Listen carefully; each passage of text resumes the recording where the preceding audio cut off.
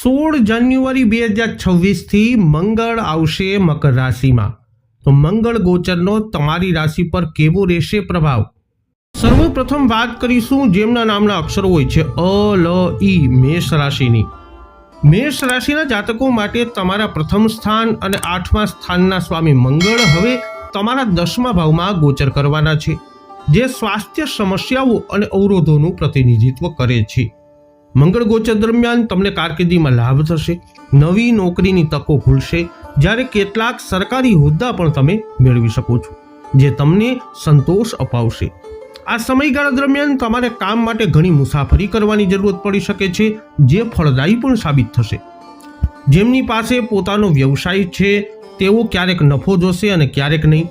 વધુમાં તમારે સ્પર્ધકો તરફથી સખત સ્પર્ધાનો સામનો પણ કરવો પડી શકે છે। જો કે વ્યવસાયમાં સફળતા મેળવવા માટે તમારે સતત તમારી નીતિઓમાં ફેરફાર કરવાની જરૂરત પડશે, તો જ તમે નફો અને સ્થિરતા બંને જાળવી શકશો। નાણાકીય રીતે જોઈએ તો આ સમય પૈસા કમાવા માટે અનુકૂળ રહેશે, પરંતુ ખર્ચ પણ વધી શકે છે। જો તમે સટ્ટાબાજીમાં સામેલ છો તો તમને અણધાર્યા સ્ત્રોતોમાંથી નાણાકીય લાભ પણ મળવાની શક્યતા છે, જેનાથી તમે તમારી જરૂરિયાતો પૂરી કરી શકશો। પરિણામે તમે પૈસા પણ બચાવી શકશો। પ્રેમની વાત કરવામાં આવે તો મંગળનું ગોચર તમારા સંબંધો માટે અનુકૂળ રહેશે, મધુર અને પ્રેમાળ સંબંધ જાળવી રાખશે। વધુમાં તમે તમારા જીવનસાથી પ્રત્યે વફાદાર અને સમર્પિત રહેશો, જે તમારા સંબંધોમાં ખુશીઓ વધારશે। પરિણામે તમારા બંધન મજબૂત બનશે। સ્વાસ્થ્યની દૃષ્ટિએ જોઈએ તો મંગળના ગોચર દરમિયાન તમને કોઈ મોટી સ્વાસ્થ્ય સમસ્યાઓનો સામનો કરવો પડશે નહીં, પરંતુ તમને માથાનો દુખાવો આ સમયાવધિમાં થઈ શકે છે। હવે વાત કરીશું જેમના નામના અક્ષરો હોય છે બ, વૃષભ રાશિની। વૃષભ રાશિના જાતકો માટે મંગળ તમારા 7મા અને 12મા ભાવના સ્વામી છે અને હવે તમારા 9મા ભાવમાં ગોચર કરવાના છે। તમારી કુંડળીનું 7મું અને 12મું ભાવ તમારા જીવનસાથી, સંબંધો અને ખર્ચનું પ્રતિનિધિત્વ કરે છે। પરિણામે મકર રાશિમાં મંગળના ગોચર દરમિયાન તમને તમારા જીવનસાથી, વ્યાવસાયિક ભાગીદારો અને મિત્રો સાથે સમસ્યાઓનો સામનો કરવો પડી શકે છે। આ વ્યક્તિઓને નસીબના અભાવે નિષ્ફળતાનો પણ સામનો કરવો પડી શકે છે। આવી પરિસ્થિતિઓમાં સફળતા ફક્ત સખત મહેનત અને સમર્પણ દ્વારા જ મળશે। જો કે સકારાત્મક પરિણામો પ્રાપ્ત કરવા માટે તમારે સખત મહેનત કરવી પડશે। આ વ્યક્તિઓ મિત્રો સાથે બહાર જઈ શકે છે, પરંતુ તમારે તમારી પ્રવૃત્તિઓ પ્રત્યે સાવચેત રહેવું જોઈએ। મકર રાશિમાં મંગળના ગોચર દરમિયાન મિત્રો, પ્રિયજનો અને પરિવારના સભ્યો પ્રત્યે તમારા મનમાં ઘટાડો આવી શકે છે। વધુમાં તમારે ઉતાવળમાં નિર્ણયો લેવાનું ટાળવું જોઈએ। સરળ શબ્દોમાં કહીએ તો આ સમયગાળા દરમિયાન તમારે જીવનના કોઈ પણ મોટા નિર્ણયો લેવાનું ટાળવું જોઈએ। આ જાતકોના જીવનમાં ઉતાર ચઢાવ આવી શકે છે। આ સમય દરમિયાન તમે તમારા નિર્ણયો વિશે મૂંઝવણ અનુભવી શકો છો, જે તમને સફળતા પ્રાપ્ત કરવામાં રોકી શકે છે। આ બધાના કારણે તમે કેટલીક સુવર્ણ તકો ગુમાવી શકો છો। કારકિર્દીની દ્રષ્ટિએ જોઈએ તો તમે તમારી વર્તમાન નોકરી છોડી નવી નોકરીની શરૂ કરી શકો છો, જે તમને ખૂબ જ આકર્ષક લાગશે। જો તમે પ્રમોશનની આશા રાખી રહ્યા છો તો આ સમય દરમિયાન તે સરળતાથી નહીં મળી શકે।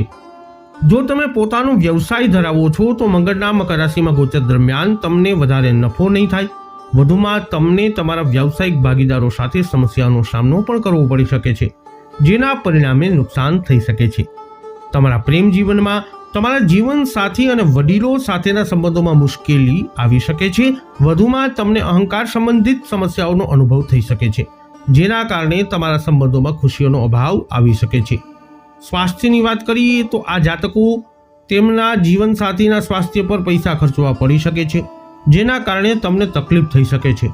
પરિણામે તમે તણાવમાં આવી શકો છો, તેથી યોગ અને ધ્યાન કરવાની ભલામણ અમે તમને કરીએ છીએ। હવે વાત કરીએ જેમના નામના અક્ષરો હોય છે ક, છ, ઘ, મિથુન રાશિની। મિથુન રાશિના 6ઠા અને 11મા ભાવના સ્વામી મંગળ હવે તમારા 8મા ભાવમાં ગોચર કરવાના છે। 6ઠા અને 11મા ભાવના સ્વામી તરીકે તમારા 8મા ભાવમાં મંગળનું ગોચર તમને સકારાત્મક અને નકારાત્મક બંને પરિણામો આપી શકે છે। તમારી કારકિર્દીની પ્રગતિ મર્યાદિત રહેવાની શક્યતા છે। વધુમાં નોકરીમાં ફેરફાર અથવા નવી તકો અવરોધાઈ શકે છે, જે તમારી પ્રગતિને અસર કરી શકે છે। તમને વિદેશથી પણ નોકરીની તકો મળી શકે છે। જો તમે વ્યવસાયમાં છો તો તમે તમારા વ્યાવસાયિક વ્યવહારો દ્વારા નોંધપાત્ર નફો કમાઈ શકશો નહીં, પરિણામે તમે તમારા સ્પર્ધકો સાથે સ્પર્ધા કરવામાં નિષ્ફળ થઈ શકો છો. મંગળ ગોચર દરમિયાન આર્થિક રીતે તમારું નસીબ નબળું રહેશે અને તમે વધારે પૈસા કમાઈ શકશો નહીં. વધુમાં તમારી બચત કરવાની ક્ષમતા પણ નબળી પડી શકે છે.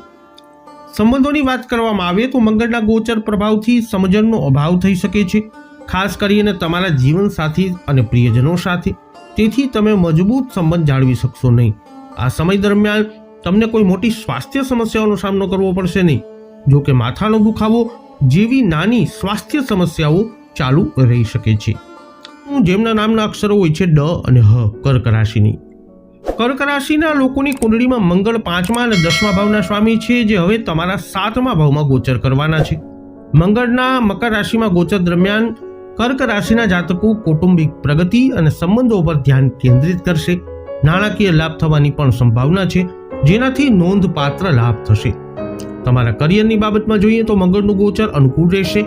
આ સમય દરમિયાન નોકરીમાં સ્થિરતા રહેશે અને તમારું પ્રદર્શન સારું રહેશે.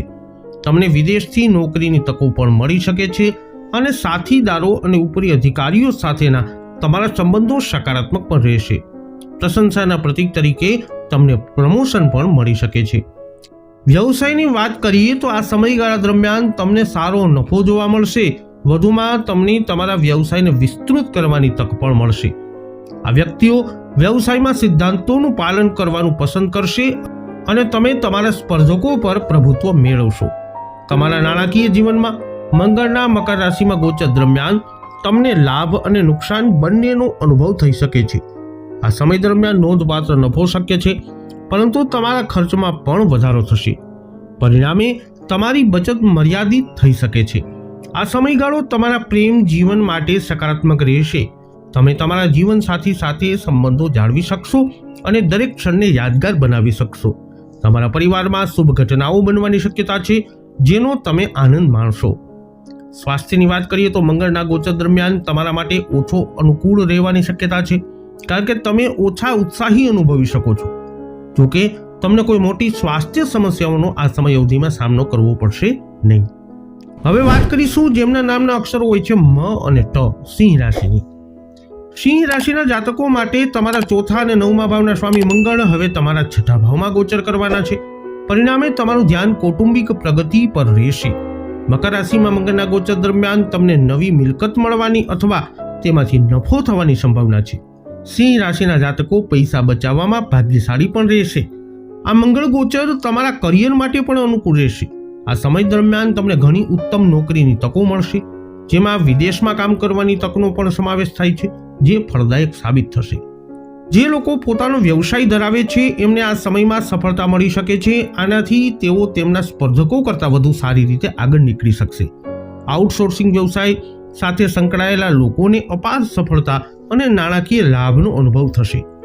મંગળ ગોચર દરમિયાન તમને નોંધપાત્ર નાણાકીય લાભ થશે અને તમે પૈસા પણ બચાવી શકશો. આ સમય દરમિયાન દરેક પગલા પર નસીબ તમારો સાથ આપશે, જેનાથી તમને ઘણા ફાયદા થશે. સંબંધોની દ્રષ્ટિએ જોઈએ તો તમે તમારા જીવનસાથી સાથે સૌહાર્દપૂર્ણ સંબંધ જાળવી શકશો. આ પરિસ્થિતિઓમાં તમે ખુશ દેખાશો.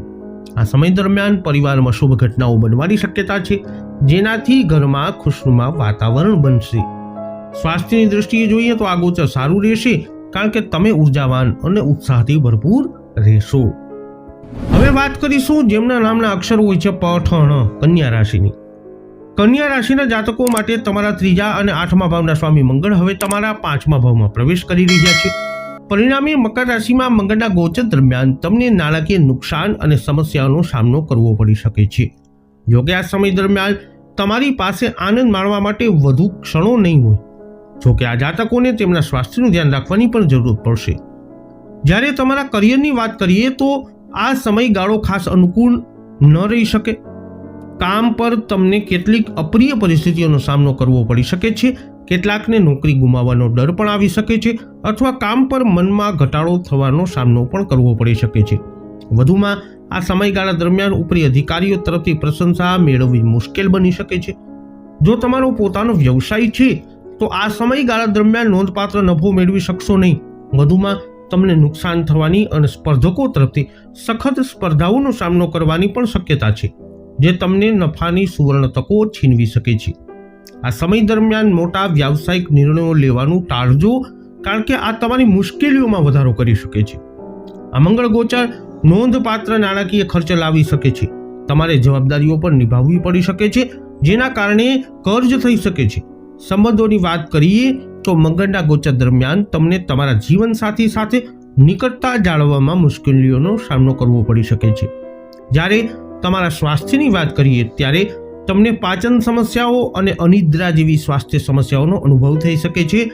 તમને તમારી આંખોની તપાસ કરાવવાની પણ સલાહ છે, કારણ કે તમને આંખોમાં બળતરા જેવી સ્વાસ્થ્ય સમસ્યાઓ પરેશાન કરી શકે છે.